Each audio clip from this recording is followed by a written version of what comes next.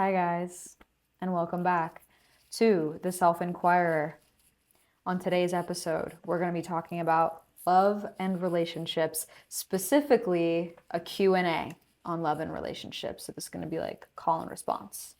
You asked on my Instagram, and I am answering. I have this whole long list right here. So let's just dive into it. I also forgot my mic at my house. I'm in the office, so we've got to headphone it up today. If you don't already know me, I'm Jackie. That's my name, aka Hoodwinkler. I'm a manifestation teacher. I teach manifestation in a way that makes really grounded, like logical sense. So if you're less of a woo-woo, kind of like see it and believe it type of person, and you're more of like, no, how is this actually going to work type of person, that's the type of manifestation that I teach. If you'd like to figure out the one thing that if you did it differently, it would up-level your manifestation game and like make things come in really quickly and much quicker, there's a free quiz in the description / at the top of my page. It takes 1.5 minutes, and it will tell you what your biggest manifestation like blockbuster is and give you actionable steps to start to unblock that. So let's dive in. The first question that I have, let's just start it off strong, is how can I manifest an extremely masculine man who loves me and is also rich? Love this question. I support extremely masculine men who love you and are also rich. So I've been a manifestation teacher for about 3 years. I've worked with lots of people one-on-one in group settings. Here are the most common pitfalls that I see when I'm teaching or coaching one-on-one clients or group clients about masculine men manifestation, or like that's what they want. So the biggest one is they're not passing tests. So when we're wanting a masculine man, it's probably because you've experienced dynamics where you were with someone who was not what you would perceive as a masculine man, or maybe they were in the beginning, but that sort of provider mindset or feeling chased and desired started to drop throughout the relationship until you felt like you were doing everything and overgiving and sort of just like being given breadcrumbs, and that wasn't your vibe. So understanding that like when you're manifesting a masculine man, you're probably not used to being around men who you perceive as masculine men. And the men that you tend to attract are what you would probably say are men in their feminine. And I don't really like that language because we like all have both polarities within us, but like I guess what you're saying is you're not being treated properly or like up to standard. So that was like a semantics clarification, but you need to start seeing men that don't act like providers in the beginning as a test. I have to be kind of harsh with women about this, and I think this is actually why creators like Shira7 are so popular, is because they just kind of like tell it like it is. But ladies or gaydies or like they thems or whoever's watching this, I don't fucking know, if you're manifesting like a being treated like a queen or something, you need to understand that like men typically show you who they are right away. Right away. They like show you their intentions right away. And it is a you thing that you keep kind of like mentally doing all these like mental gymnastics and like living in sugar plum fairyland when a guy does not ask you on a date, does not text you back, does not provide for you, does not approach you, and you're doing all the work. Like that's a you thing and that's a test. And I really want to emphasize that it is a you thing, not just to say like, oh my God, that man is in his feminine, he could never be a provider. Because there's a good chance that you've actually never given them the space or the shot to be that for you because you're doing everything. You need to start seeing, if not people, then those types of situations as tests and pass them by not settling and choosing something different. So if you want a guy to text you, don't text him first. That will give him the opportunity to either step into his masculine energy and text you first, or you're gonna get the very, very clear upfront message, because again, in my experience, men tend to show you exactly who they are right away, that they're not into you. and just take that loss, like cut that loss and dip. So past tests is the first one. The second one is not setting, this is kind of related, but not protecting their bodies and their energy. So giving too much too soon. So this could be sleeping with someone too much too soon, sorry. This could be like giving them keys to your house too soon, cooking for them too soon, kind of treating it like husband and wife dynamic too soon. That's another common pitfall I see when people are trying to manifest a masculine man. Like, don't try to fill the gap so much, kind of like what I just said about passing tests. You don't need to do everything and micromanage everything and like fill the space and check up on them and like do all of the stuff. Just wait for him to lead and stop giving so much. So that's another really good way to start getting into this vibe of being in your feminine polarity so that you can manifest the opposite polarity, because that's what we're actually talking about right now. It doesn't have anything to do with gender.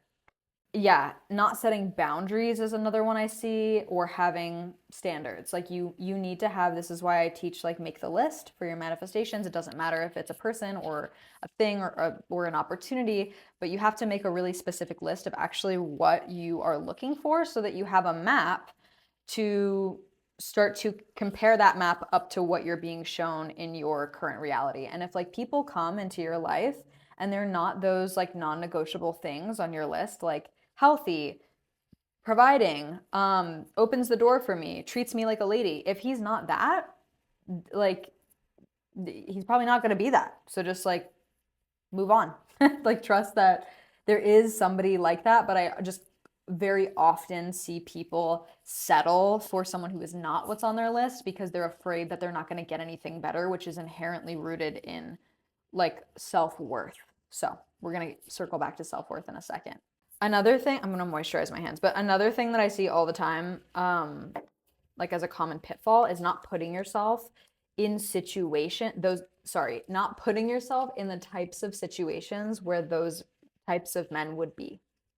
So that would be like you're going to the club to meet a guy. It's pretty rare when like high achieving, healthy, masculine, like lover boy men are partying in the club. They're probably more likely to be at some type of wellness retreat or a higher end, I don't know, hotel having a drink after work. So stop looking in the wrong places for the right people. The most common one is like not being comfortable with receptivity or being in your feminine. So that's kind of that same thing as like feeling uncomfortable with open space, as in like, oh my God, he's not texting me, like I should text him. Oh my God, he hasn't asked me out, like I should ask him out, type of thing. Or this can be even as simple as someone compliments you and you're the type of person to just go, oh no, you look so good. Like, oh, it's nothing. It just took me 5 seconds. I look like shit right now. So all of those are like signs that you're uncomfortable with receptivity, which is a very large part of that feminine polarity energy, is being comfortable with letting other people do things for you. So that's that. And then the last and biggest thing that I see in people trying to manifest masculine men is a subconscious or pretty overt hatred or mistrust of men. So that would be like really, really wanting to manifest a masculine Prince Charming man, but you kind of think that like the I hate men content is funny and relatable, and you're like, oh my God, yeah, men are just dogs and they just think with their, and they suck and they're really only after one thing and they're just not as smart as women, and like, oh my God, these men are making us all gay. Like that type of mentality, you've got to leave that at the fucking door if you want a masculine man. I don't shame it. That used to be me for like my whole life, but it's not accurate. It's not true.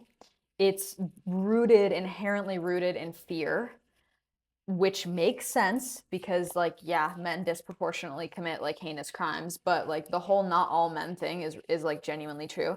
And if that's you, I recommend checking out Alison Armstrong's work. There's a book called The Queen's Code. That's where I started. It is not for everyone. I'll just say that. So when it comes to manifesting like extremely masculine man who gives you healthy love and is also rich, here's the next question that I have. Are you the type of person that an extremely masculine man who gives healthy love and is rich would like? Would he like you? Like, look at your list of standards for a partner and then ask yourself, like, okay, are you that? And if not, start becoming that list first. Like, start becoming that list first. So it's like, okay, are you feeling and looking your best? Are you in that feminine energetic polarity? Like, are you comfortable with receiving? Are you not micromanaging? Are you comfortable speaking up and letting anybody, let alone a man or a partner, know what you want and what you desire? Or are you sort of just like, yeah, like whatever is good. Yeah, sure, I'll just do whatever you want.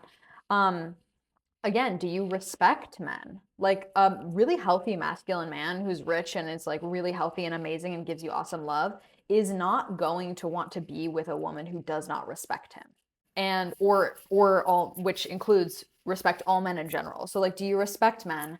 And then the other question is like, are you waiting for someone to kind of come in and swoop in and save you from your current reality or save you from yourself? And if that's the case, and you can honestly be like, oh yeah, I think that is what I'm doing. Work on becoming that list that you have for that masculine man, apart from like being masculine, but like work on getting your money up. Like work on um being healthy for you. Work on loving yourself and then kind of come back to this manifestation of having a really awesome, healthy masculine man. It is possible though. Like I have a really amazing Prince Charming type of masculine man, and I spent my whole life not having men like that. The next question is how to manifest a soulmate.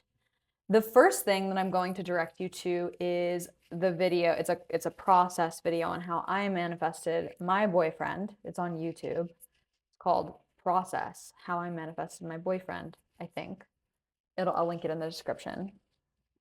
But the most important thing to understand with manifesting really anything, but definitely a soulmate, is that it's not like a one size fits all type of thing. Because the way that I teach manifestation is through the 9 keys. And the 9 keys are sort of like 9 different components of information or of your reality that turn your life in a certain direction. It's sort of like 9 spokes on a wheel. A little confusing, but like it's also not confusing. It's also really simple. Um, but basically, like certain people need certain keys to be worked on or bolstered or changed more than other keys. So, for example, for me, in order to manifest a soulmate, I needed to work really, really deeply on passing tests and changing my subconscious beliefs because I had lots of subconscious beliefs like I'm unworthy of healthy love or nobody that's really healthy could ever understand me because I've been through a lot of stuff. So I had to really work through a lot of subconscious beliefs like that. I had to work through a lot of limiting subconscious beliefs that all men are bad, they're pigs, they all want to hurt me, stuff like that. And I had to focus on passing tests. So that would be like saying no because I used to be kind of like a doormat, yes man type of person where I was just like, "Oh, sure, sure, okay, like whatever you want." For somebody else, they might really really need to work on having real life examples of healthy love that looks the way that they might want it in their life so that their mind can actually see that that's possible in general. Or somebody else, they might really need to focus on like taking aligned action. Like I'm thinking about someone in my family actually who's been trying to manifest a partner for a long time and they never leave their house, like ever. They don't do anything. They don't do anything outside of the house and they don't online date. So it's like you need to take aligned action so that you can actually put yourself in a situation where you might meet someone. That looks like trying something new, like going to a coffee shop, taking a walk, going to an expo, like approaching people and starting a conversation. So it really depends on you. It's not a one size fits all thing. But the one size that does fit all for manifesting a soulmate is really working on your self worth and your standards. So, like, what are you looking for in a partner? Do you feel worthy of that? And have you been saying no to things that aren't that? Okay. But again, like I explained this way more in depth in that video. So the next question that I have, this is always a very polarizing topic for me. If you don't agree, that's fine. I'm just not the teacher for you. That's all. There's plenty of other teachers that are for you. It's the cool thing about abundance, freedom to choose. So, can I manifest a specific person? It is possible. Almost every single time that you do this, unless you are in full surrender, which 99% of people who are trying to manifest a specific person are not, it is usually a test. So this is usually a test of source, seeing how worthy you think you are of, in this case, love in general. So manifestation is based on three things. It's based on your subconscious beliefs about yourself, the way the world works, and the type of people who have what you want. It's based on your self-worth, which is how worthy and deserving you think you are of having the life that you want. This includes kind of like normalizing your manifestations, like your manifestations feel really normal to you. And your general emotional frequency, which I recommend that nobody ever focuses on ever because it tends to look like trying to repress your emotions. And if you just deal with these two things and start to change these two things, your emotional frequency will naturally follow suit and get better over time. So, since manifestation is in almost, it's like so deeply rooted in self-worth, here's the thing. Our highest, most worthy selves attract the love that we want with very little output and effort to convince other people of our worthiness. Your highest, most worthy self probably would only accept love, romantic love, from someone who is willingly and often and probably extravagantly giving that to you anyways. So even the act of trying to manifest a specific person is usually rooted in lower self-worth because you are demanding that someone specific do something for you to prove your worth that they don't want to do because they haven't been doing it. Usually, trying to manifest a specific person is rooted in a childhood wound of someone trying to figure out a relationship that they had with an attachment figure.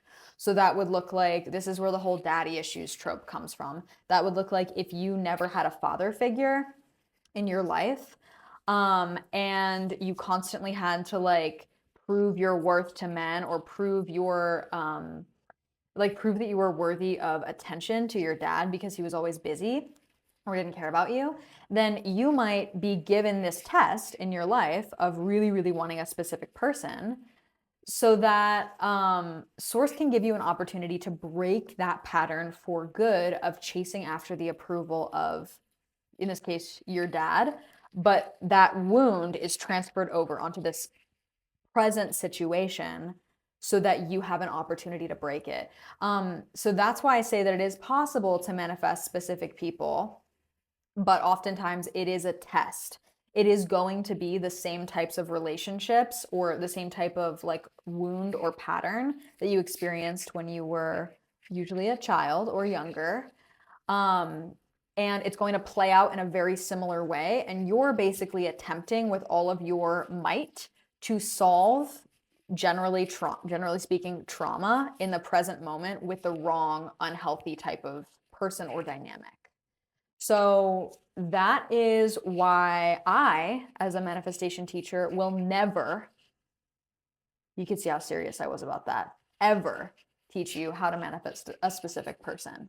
It is also quite literally like the definition of, it's like the perfect example of chasing versus attracting. Like in this case, you are chasing someone, even if you're pretending like you're not, because we all know that you're like, yeah, I don't want him to text me. Is he texting me? In this case, you're chasing someone versus attracting the abundance of like, there are so many options for me. I have so many potential suitors, all of which who could be like an amazing match for me. And I just get to like pick because I know how like loved and worthy I am and they're all surrounding me anyways. Very different energetic. It's also a really limited scope. Like if you kind of like need to get something in a specific avenue or way, it just like limits the universe a lot. There's like just so many potential options that your human mind cannot even comprehend. And sort of, in my opinion, this is where I get a little Virgo judgy, is like, it feels kind of arrogant to me to be like, I absolutely have to have it this way. Like nothing else will do no matter what God like gives me, you know? The last example before I give you like my opinion and a tip on how to actually do this in a good way. I want you to imagine that there is a greasy, nasty, gross, comb over, horn rimmed glasses, gross, old guy in his 40s or 50s, and he's weird. Sorry, that's like mean of me. If you look like that, it's okay, because that doesn't mean that you're weird. But this is like my 1990s trope of like what a creep looks like, burned into my subconscious. So I want you to imagine that someone really icky lives down the street from you. And every time you see them, you're like, ooh, not my vibe. And they look at you like this. Hey, sweetie, from the car as they pass you, and you're like, oh my God, I don't like that. And then all of a sudden, you start liking them. Like you're like, I don't know what it is about this guy. Like, wow, he's actually just kind of like amazing. And then you get married and you move into his house, and just for theatrical measure, you're sleeping with him too. And then you go into his closet and you find this like whole shrine with pictures of you, and your name has been written on a piece of paper hundreds and hundreds of times, and it says, I will make your name love me. I will, like, they love me so much. And you've just basically found out that someone has manifested you. I think that that's a weird karmic spiritual vibe, personally. I think it is spiritually manipulative, kind of black magic vibes. Don't like that. So that's kind of why I personally am really like, I just don't recommend that. Like, long story short, there's someone for you that's like way fucking better than the specific person that you think that you're manifesting. I've seen this over and over again with my clients. I actually don't sign on clients who ask me about manifesting specific people.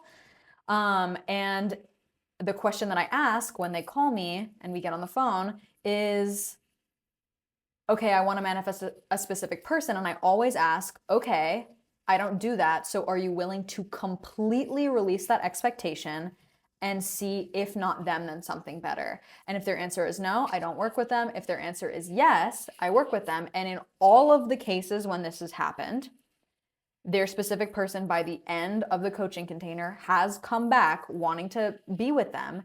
And every single person realized their self-worth and was no longer interested at all, because they were like, this person is a fucking dusty. So that is that. So if you're trying to manifest a specific person and you like hated what I just said, then like literally just go to another teacher and see if it works for you.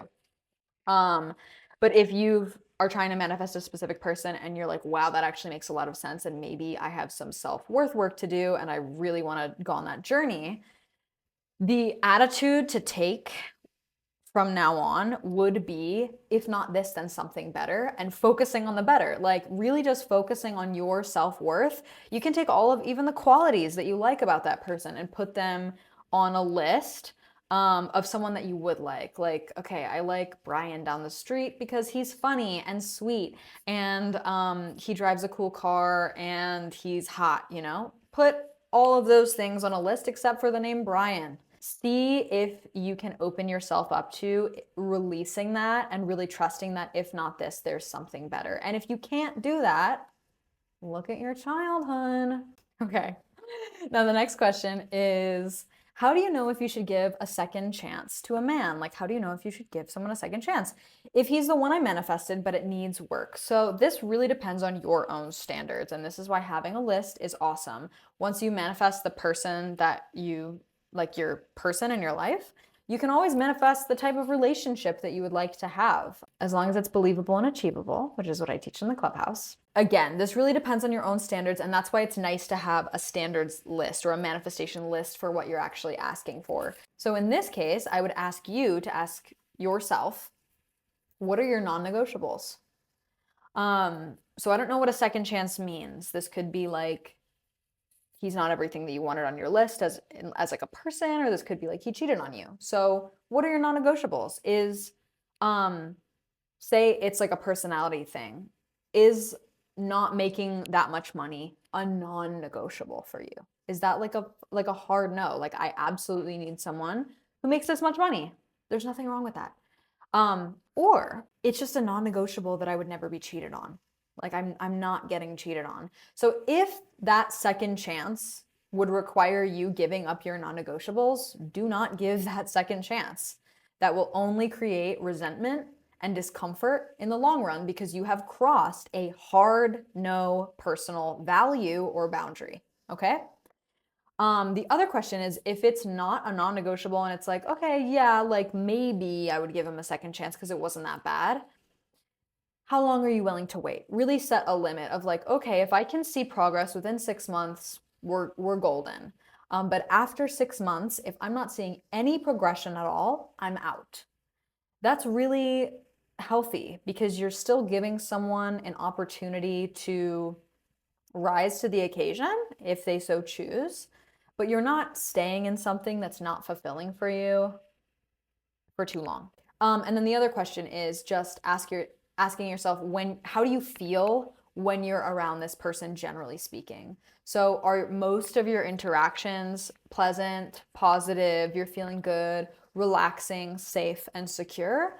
Or are you giving a second chance to someone who you are crying up all night, crying every other day for? You feel anxious, you feel confused, insecure. That's really your answer. There's no point in giving a second chance to a relationship or a person where in the whole scope of your relationship, it's mostly been that second way. Okay? So we got another question, which is, can I attract a specific person I know without karma in return? Specific person manifestation. So like, no, in my opinion. Just rewatch that first part. Let's say, next question. Let's say that I'm trying to manifest my soulmate like you did. How to deal with them not appearing. So why are you putting so much pressure on it? Like, this is usually indicative when you are, how do I put this? This is the detachment part of manifestation. And detachment does not mean that you don't want what you want or like what you like or really genuinely desire having a partner or a soulmate in your life. That's so valid and so human and like, that's fine. What detachment is not putting your entire life plan and self-worth into one particular outcome. If you are like desperate for this person not appearing, ask yourself why? Like, why are you putting so much pressure on this working out? And what would it mean about you if you never got that thing? And that's usually where the little nugget of wisdom lies. And the answer is usually something like, oh, I'm not good enough, or oh, I'm not lovable enough, or oh, I'm not pretty enough. And herein lies the self-worth work. Or even, like, I had a friend actually who she was manifesting someone for a long time. And I had this whole long talk with her one night, like over tea. And she was just like, Jackie, I have so much love to give. My life wouldn't be complete if I never manifested this person. And I was like, well, there you go. Like, you're putting all of your life's worth onto this specific outcome. She was like, I'd never thought of it that way. She started detaching and getting to the point where she was like, you know what? I genuinely know that my life would be good no matter what. Like, I could be grateful and have a good life even if I never had this partner. And within like 2 months, she manifested a partner for the first time in years. So, I would definitely focus on falling in love with yourself. I would develop a plan for what you're going to do if your manifestation never comes to fruition.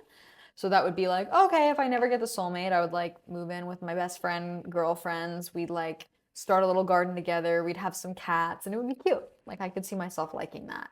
And that's just going to take all of your self-worth after you've done the work around those kind of nugget of wisdom questions that I mentioned before. That's going to take your self-worth out of this outcome. And that's the process of detachment. And that's usually when things come in pretty soon after. Okay. Other question that I have is, can I manifest someone famous? That's a specific person. Best way to manifest a committed relationship with someone I have history with. That's a specific person. So watch that part again. Okay. What do you think of relationship anxiety / OCD? Do I think that's a real thing? I mean, yeah, that's like a medical thing. I think that this is a separate topic that I'm about to go on. Could rant about this for a second. I think that we've gotten very used to pathologizing parts of the human experience in our culture, which is not westernized culture, which is not always a great thing. I think that many people are self-diagnosing, which is also not a great thing. I thought that I had OCD for a really long time, and after seeing an actual trained professional that goes to school for like 12 years to be able to diagnose you, which is what you need to get a diagnosis, by the way, like self-diagnose, you might be hurting yourself if you're self-diagnosing because there might be a better treatment for you. Basically found out I didn't have OCD. It was something else that expressed itself as OCD, which was like mind-blowing for me. Relationship anxiety and OCD is definitely real. When you get into the scope of an actual diagnosis from a professional, there are definitely things that you can do to treat it. This is my understanding of mental illness. It's treatable, it's not necessarily curable. So you might experience some of the same symptoms forever. However, you're going to have tools, skills, coping mechanisms like meditation or self-work practices or exercise or medication. And those things will lessen your symptoms or give you a toolkit to work with them when you have a flare-up, but that doesn't necessarily mean it's going to go away completely. So, bit of a rant. If you think you have relationship OCD, definitely get a diagnosis for OCD before you think that you have OCD, because you might not. And relationship anxiety is totally real. Again, this is usually rooted in some type of childhood wound. So the more that you work on the root of that relationship anxiety, the more that you work on that type of stuff, it tends to lessen symptoms over time. That's been my experience. But like, yeah, it's a real medical diagnosis. It's like for sure a real thing. And last question is talk about manifesting love during a Venus retrograde. Love this question. So astrology is influential, but it is not deterministic. Ever.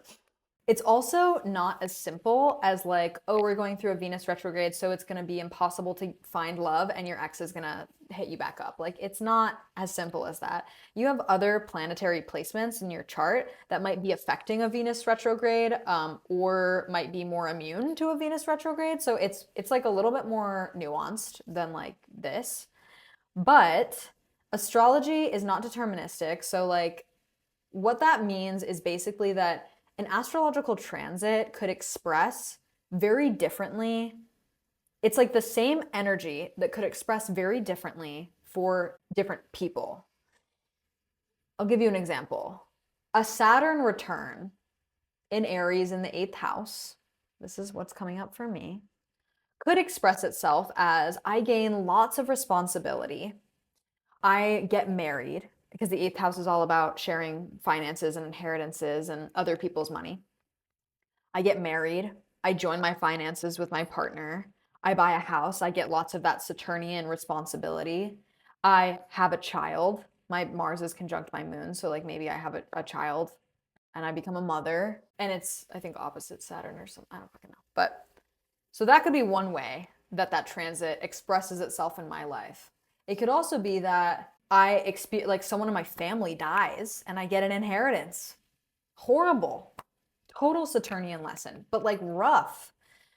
It could also be that I go through something in my relationships where I find a new way to individuate myself from other people because it's Saturn and Aries. So it's the same transit. And depending on me, my level of self-work that I've done, my level of personal evolution, my openness to receive the transit in general, it could teach me many different things. So that's just like my rant about astrology. The other thing is that astrology doesn't affect your ability to manifest at all. You're manifesting everything all the time. You're manifesting sitting here watching this video right now.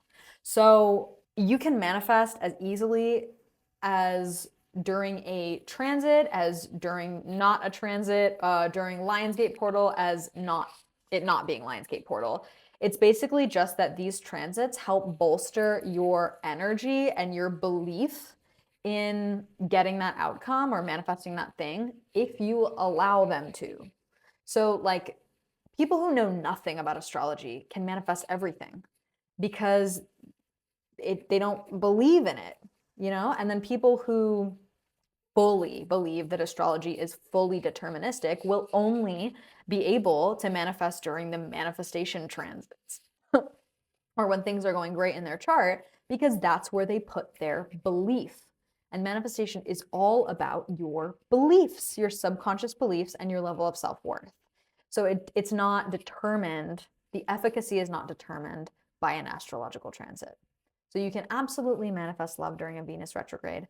What I would ask if you want tips on doing that, I'm not an astrologer, but my guess is look at where your Venus is in your chart and then see what lessons are coming up. And there's probably, or like what things you need to backtrack on. And there's probably some type of really potent lesson there that if you overcome that or pass that test, then that would give you an ability to really manifest love a little bit more in the future. So that's kind of my 2 cents. Anyways, guys, it's been 41 minutes of love Q&A. Loving you. Thank you for watching. That's it. Bye.